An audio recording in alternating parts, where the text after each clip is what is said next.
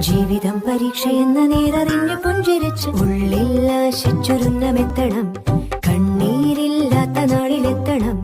പൂജ്യത്തിൽ നിന്നു മുന്നിലെത്തുവാൻ ഇത്രയും നേരമോ ഇത്രയും ദൂരമോ? ഉള്ളിൽ ആശിച്ചൊരുന്നമെത്തണം.